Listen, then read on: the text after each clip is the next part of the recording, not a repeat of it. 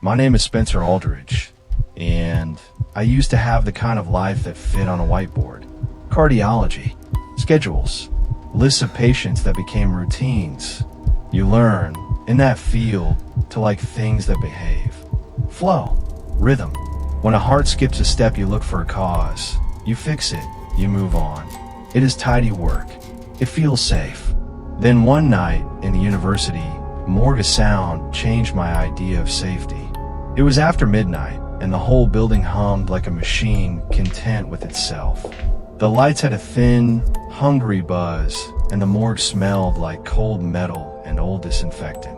I was alone, at least I thought I was, leaning over a slide and trying to make sense of some tissue I couldn't get a handle on, when something laughed. Not properly, not human. A tiny, dry sound, like fingernails drag along the inside of a metal pipe. It was private, like someone laughing at a joke only they heard. It came from the ventilation shaft above me. I remember my skin going cold. I pressed my ear to the grate because I was an idiot. Because curiosity is not a mild thing when it grows teeth. The metal stung the side of my face.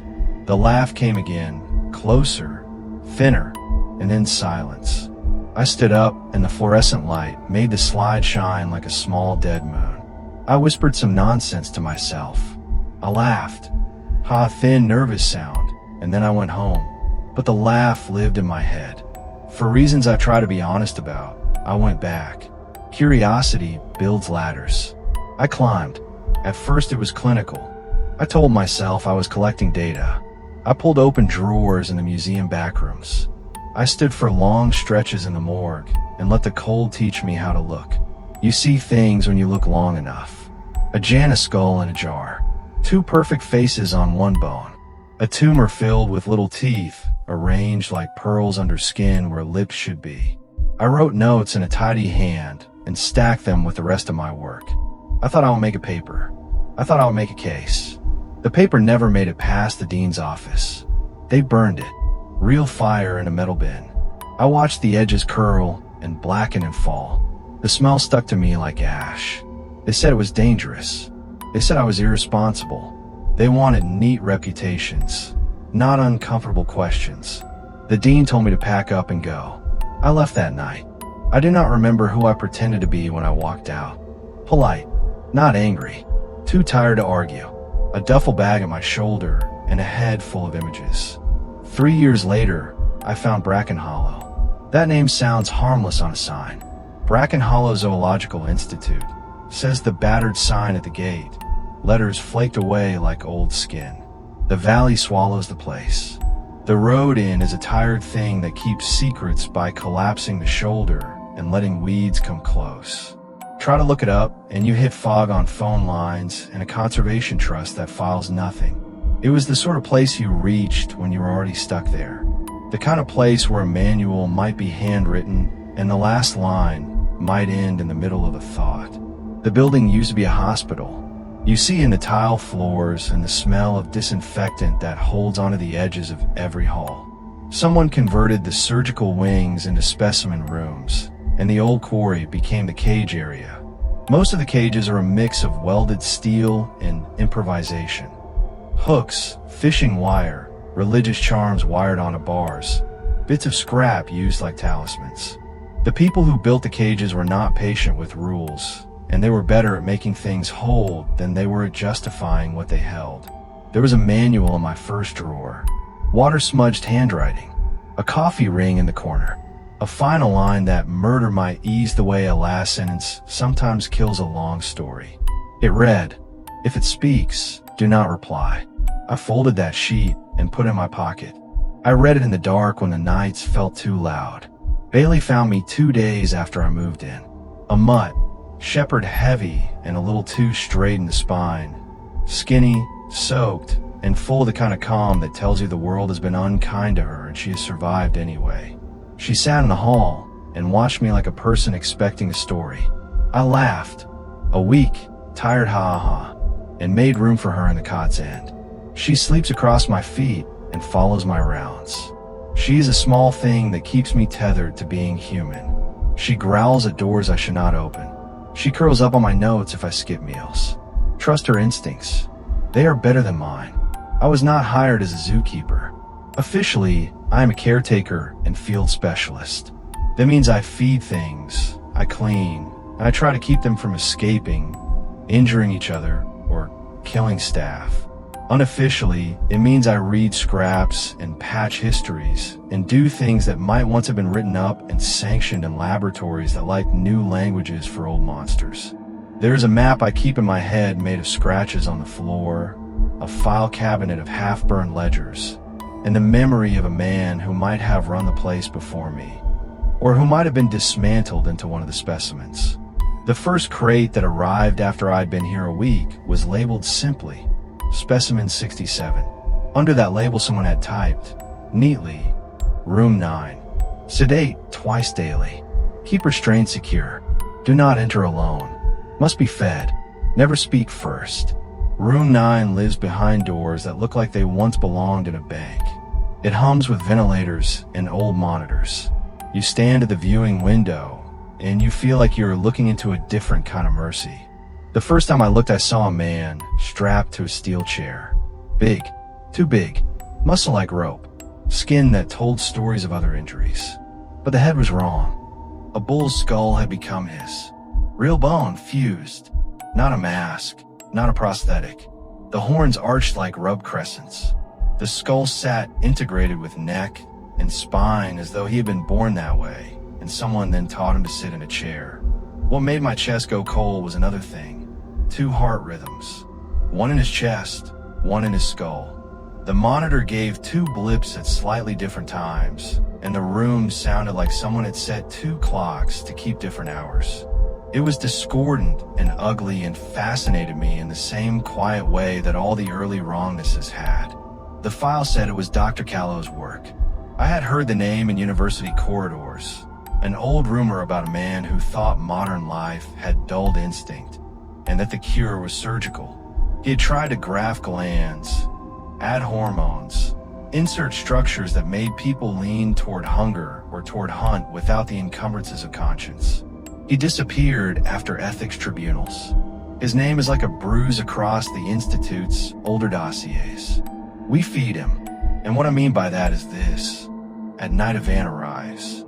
It is the color of old ash, with a faded shield and star emblem on the side. No plates. The driver sits with the heater on and does not look at you. 2 men jump out. They lift a crate. People are inside some of those crates. Cuffed hands, wrist tags, case numbers, not names. Prison transfers, the senior handlers say in a voice that is not a question. The benefactors give bodies, and the Institute keeps its mouth shut. That is the arithmetic of Bracken Hollow. One life used as fuel for another. One night the sedation failed. The monitor fuzzed and went dead, and the cable was loop disconnected, like a puppet with a missing string. I looked through the glass, and the bull's skull turned. He was awake and bound, and the skull moved like a machine learning its new voice. I said, stupidly, "Can you hear me?" He answered, low and clear and wrong, "Where's the boy who fed me?" My knees went weak. Bailey pressed into my leg. The lab felt suddenly too small. The air tasted of copper. There is no boy in the logs. No name. Only a memory lodged in a voice shaped by bone. The question sits in me like a stone in a pocket. It is heavy and it is cold, and I have not solved it. If you want a sharp way of understanding Bracken Hollow, start there. The man with the bull skull speaks as though someone before me gave him a ritual that mattered. The Institute has a past and a manner, and it uses people as ingredients when it must. The Harpy, Specimen 14, arrived on my 2nd month. They carried her in a net from a transport truck that had no markings and a driver who did not look at faces. She was wet, feathers coming away like exhausted flags. Her wings were arms, and her arms were wings. Fingers with long nails curled in the net like she was trying to hold herself together. Her eyes were stupid and ancient and dangerous. She ate when I slid liver through the bars. She ate slowly, deliberately, and once she blinked, a small human movement that flattened me with pity. I wrote notes until 4 in the morning and mailed a feather off to a lab. The results came back with alloys threaded through the quill, titanium, nickel. There are people who would call that artifact an accident. I call it design. Someone builds these things. Someone makes them that way. The next morning, a typed memo arrived. Log death. Cremate. Report natural degeneration. The memo smelled of authority and of a desire for tidy endings. I wrapped her myself and carried her to the aviary ruins.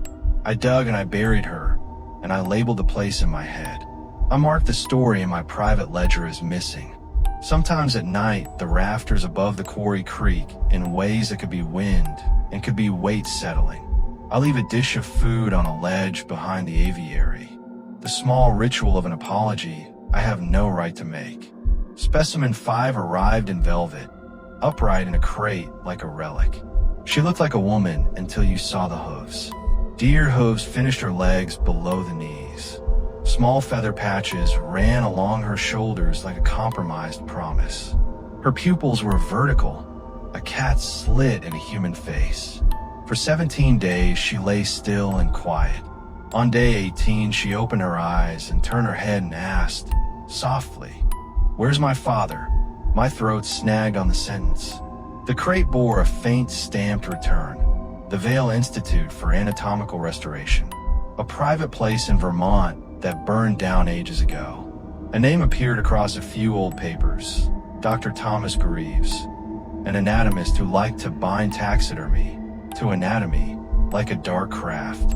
Her tissues carry arsenic traces that speak of preservation techniques older than most living technologists. She does not seem to age. She watches the rain and asks simple questions.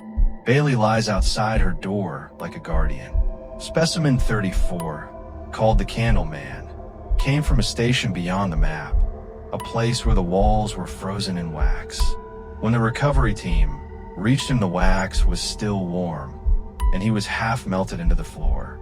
They cut him free and shipped him to us in a heat-proof container. Over 32 hours, the wax reformed him.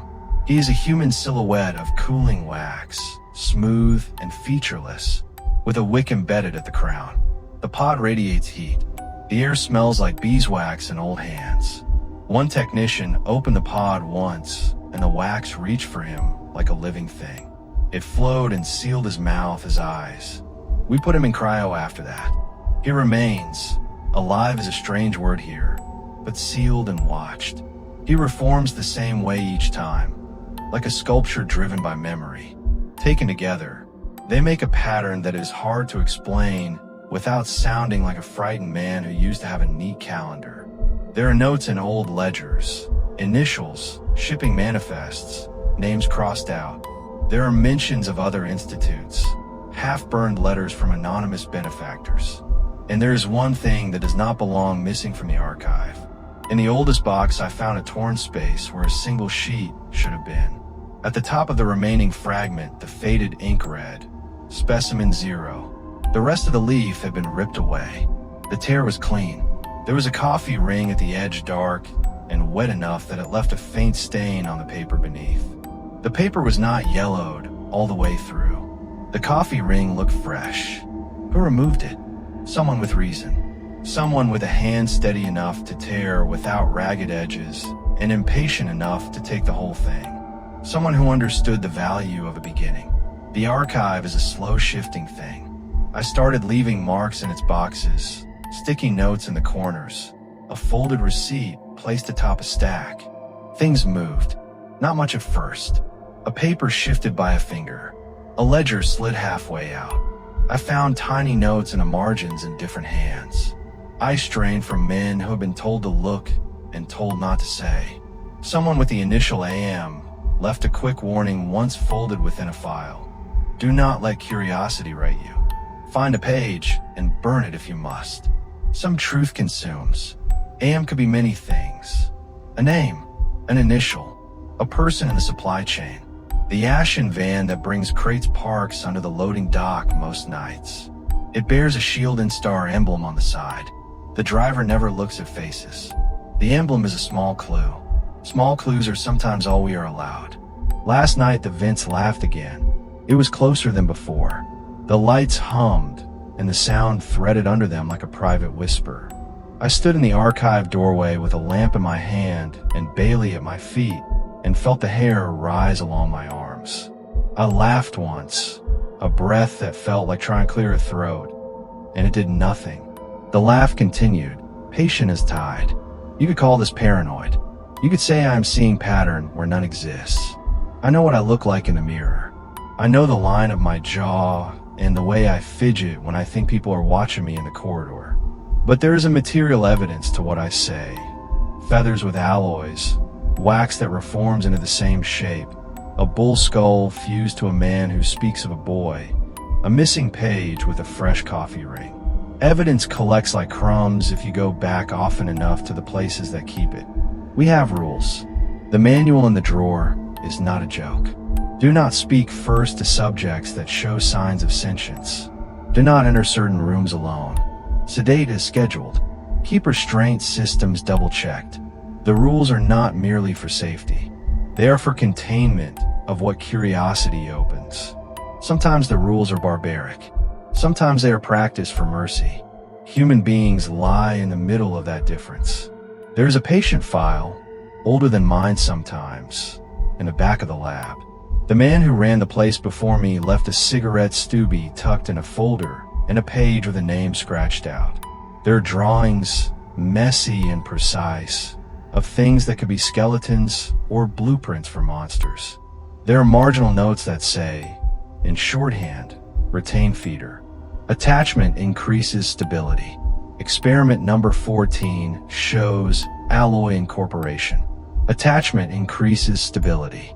That is a phrase I find myself thinking about while I make rounds at 3 in the morning. Does feeding a monster love it? Does teaching it a human schedule calm the restlessness? Or does feeding a creature create a ledger of debts that begins to look like a moral calculus? One of the handlers told me once, offhand, that the Minotaur used to be calmer when a boy fed him. The man said it like he was telling me about an old television schedule.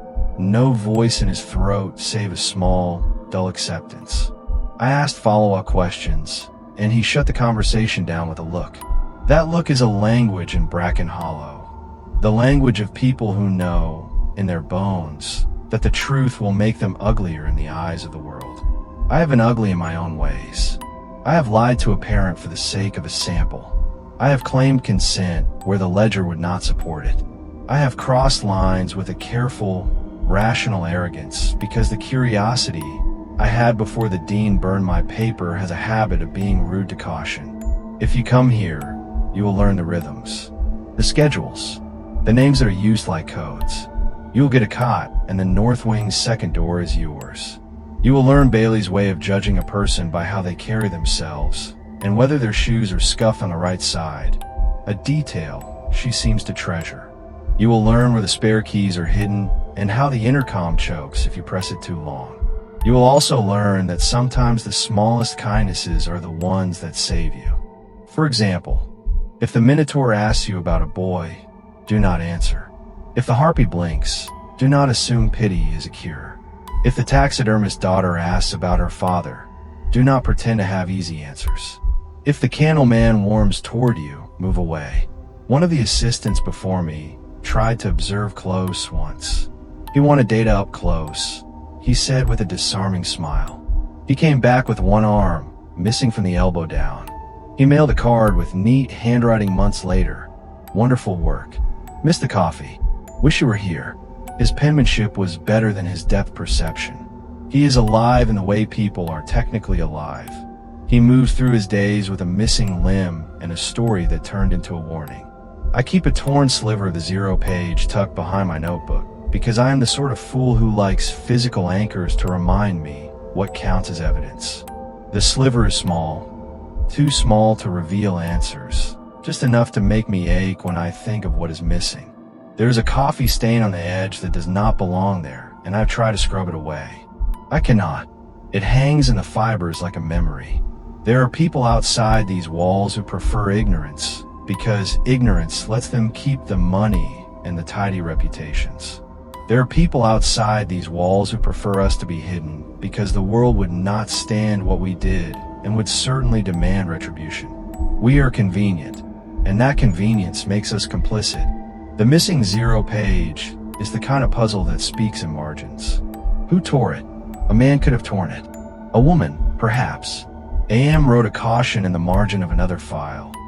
A folded scrap said, "Do not let curiosity write you." It is both a warning and a plea.